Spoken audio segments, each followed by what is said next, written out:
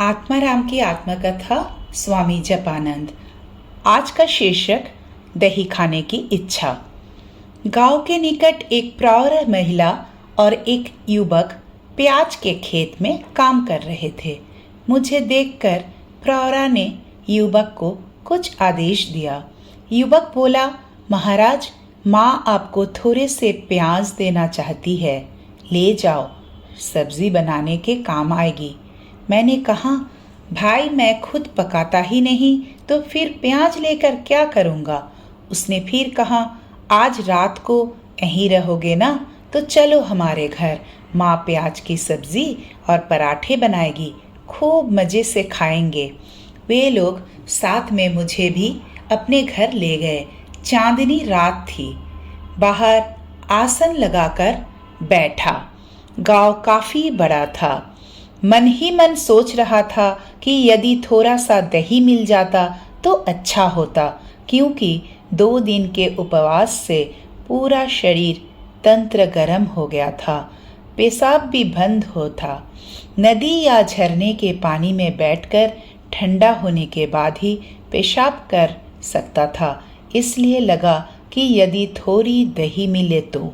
खाते समय देखा, आध सेर दही, प्याज की सब्जी और पराठा दिया है। माँ की दया अपरंपरा है। खूब तृप्ति से खाया। वहाँ ठीक से खा नहीं सका था, यहाँ दही होने से खूब खाया। रात को नींद होने से सुबह शरीर काफ़ी स्वस्थ लग रहा था। रोटी बनाने का अनुभव।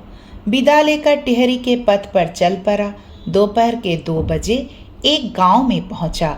देखा, सब खेत में काम करने चले गए थे। एक घर के आंगन में सिर्फ एक बुढ़िया बैठी थी। मुझे बुलाया। भिक्षा हुई है महाराज। नहीं बूढ़ी माँ, सब खेत गए हैं, शाम को लौटेंगे। घर में चूल्हा नहीं जला है, थोड़ा सा आटा ले जाओ। और उस मकान में तलाटी राज कर्मचारी आया है, वहीं चूल्हा भी जल रहा है, रोटियां बना लेना। इस समय के लिए कुछ आधार हो जाएगा, रात को यहीं खाना।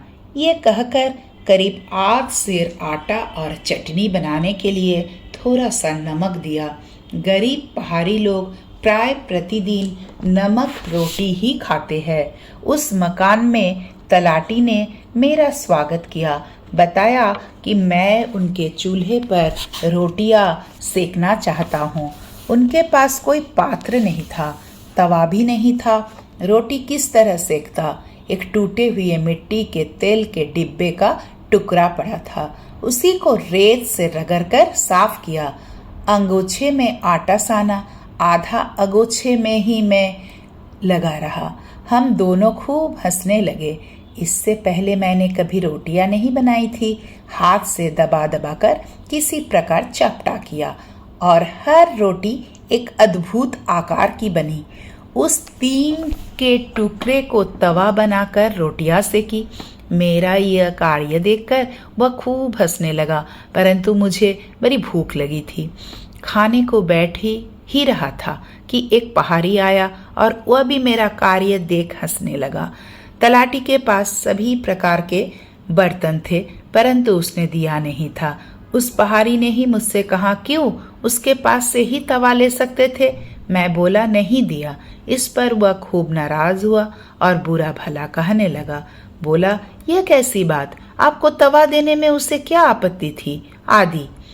उसने पूछा, स्वामी जी, रोटी किससे खाओगे?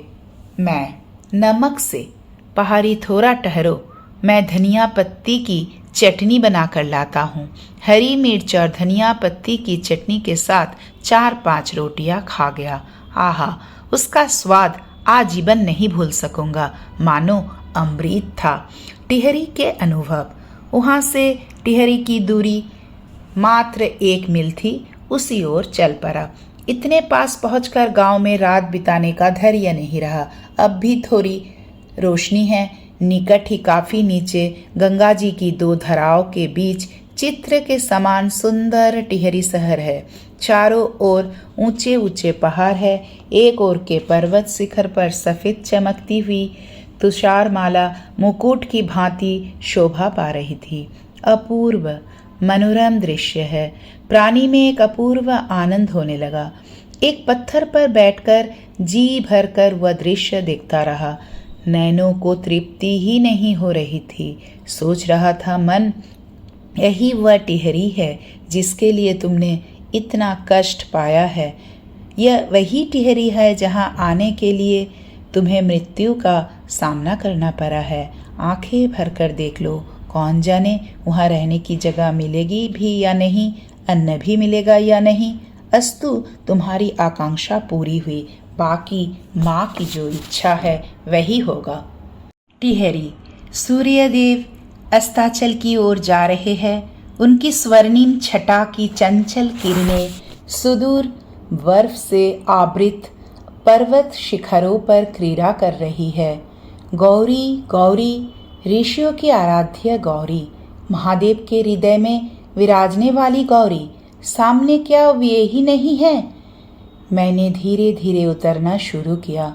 संध्या होने के पूर्व वहां पहुंचना आवश्यक था, क्योंकि एक तो नई जगह और दूसरे मैं एक अकिंचन अपरिचित सन्यासी, रहने के लिए जगह भी तो ढूंढनी होगी। गंगा के पानी में हाथ मुंह धोकर नगर में प्रवेश किया। बड़े रास्ते के पास ही एक धर्मशाला थी। भीतर जाकर देखा, लोगों की भीड़ लगी थी। तिल धरने तक को जगह न थी। गुजराती, मराठी, दक्षिणी, बंगाली सब निज निज भोजन बनाने में व्यस्त थे। मेरे आने के पूर्व ही थोड़ी बारिश हो चुकी थी। रास्ते में भी छिटपुट वर्षा का सामना हुआ था। नीचे के एक हाल में विभिन्न संप्रदायों के 15-20 साधु सन्यासी अपने अपने आसन पर बैठे थे। कुछ आसन खाली पड़े थे। शायद कुछ लोग कार्यवश बाहर गए थे या कोई कोई दाल रोटी बनाने में लगे थे। ब्रह्मचारी सदानंद नाम के एक बंगाली साधु भी रोटियां बना रहे थे। पहले वे ऋषिकेश के स्वर्गाश्रम में रहते थे और मुझसे थोड़े परिचित भी थे। मुझे देखते ही वे दौड़ कर आए और अपने ही आसन के पास जगह कर दी। मेरा दुर्बल शरीर देखकर वे बार बार कहने लगे, लगता है आपको रास्ते में बड़ा कष्ट हुआ है, पैदल चलने का अभ्यास नहीं है ना, इसीलिए आज मेरे साथ ही भिक्षा कीजिएगा। वे पानी में नमक डालकर उसे गर्म करके ले आए और बोले, पैरों को अच्छी तरह धो ले डालिए, इससे थकान भी कम होगी और रात में नींद भी अच्छी आएगी। इतने में काले काले बादलों के घिर आने से अंधेरा छा गया और मूसलाधार वर्षा होने लगी। कुछ दिनों से सूर्यदेव भी वहाँ यदा कदा ही नजर आते थे। केवल उसी दिन शाम को आकाश खूब साफ हुआ था, इसलिए तीर्थ यात्रियों की टोली 2-3 दिनों से कहीं बाहर नहीं निकल सकी और टिहरी में ही पड़ी हुई थी। धर्मशाला में भी इतनी भीड़ होने के यही कारण था। खूब वर्षा हो रही थी। अपने एकमात्र संबल रूपी कंबल को ओढ़े मैं नीचे के बरामदे में खड़ा था और देख रहा था कि भोजन बनाने में व्यस्त यात्रियों में कहीं कोई अपना परिचित भी तो नहीं है। 2 मंजिले पर अहमदाबाद के कोई मिल मालिक गुजराती सेठ दलबल के साथ ठहरे हुए थे। उस वर्षा के दौरान ही उनके किसी आदमी ने सहसा मिट्टी के एक सकोरे से पतला पखाना नीचे फेंका। मेरे कंबल पर भी उसके छींटे पड़े। एक वैष्णव साधु के वस्त्र पर भी छींटे लगे और वहाँ से गुजर रही एक गुजराती महिला के कपड़े भी खराब हो गए।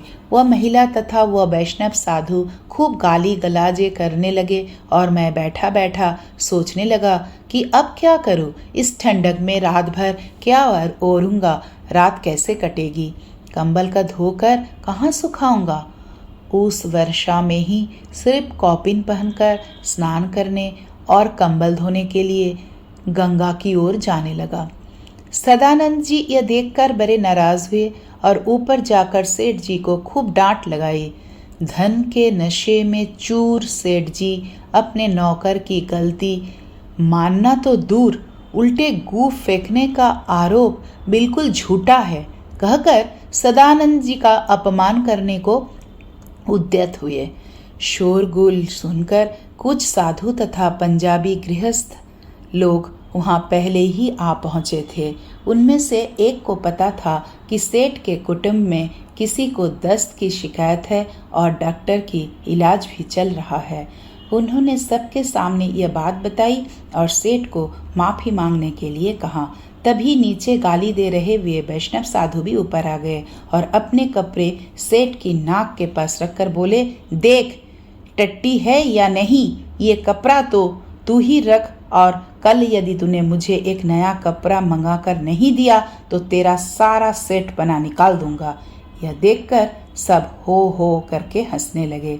सेठ ने बाध्य होकर सबसे माफी मांगी और साधु के लिए तत्काल नया कपड़ा मंगवा दिया। मुझसे भी कईयों ने कहा, जाइए आप भी सेठ के ऊपर अपना कंबल फेंककर एक नया कंबल मांग लीजिए, न दे तो चिमटे से मार कर वसूल कीजिए।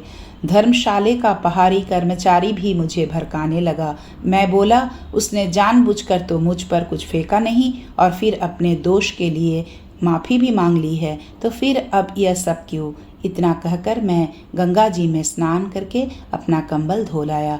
आकर देखा सदानंद जी ने मेरे लिए गुड़ की चाय बना रखी है। उसे पीकर बड़ी राहत मिली। आसन के पास ही आग तपने का भी व्यवस्था हुई थी। वहीं बैठकर मैं अपना कंबल सुखाने लगा। फिर रात में भोजन करके सो गया। सुबह स्नान आदि से निपटकर मंदिर में दर्शन किया और घूम फिर कर नगर का भी परिदर्शन किया। टेहरी बड़ा सुंदर नगर है। वहाँ हाई स्कूल है, अस्पताल है और सब प्रकार की संस्थाएं हैं। 12 बजे उसी मंदिर में प्रसाद मिला। फिर रहने को स्थान ढूंढने निकला, परंतु निश्चिंत होकर रहने लायक कोई एकांत स्थान नहीं मिला। हर जगह भीड़ ही भीड़ थी। साधुओं के स्थान भी भरे हुए थे। कई लोगों ने कहा, एक माह पूर्व आते तो शायद अपनी पसंद का स्थान मिल जाता, परंतु इस समय तो असंभव है। आपको उत्तरकाशी चले जाना चाहिए, वहाँ स्थान मिल सकता है और वह जगह भी सुंदर और ठंडी है।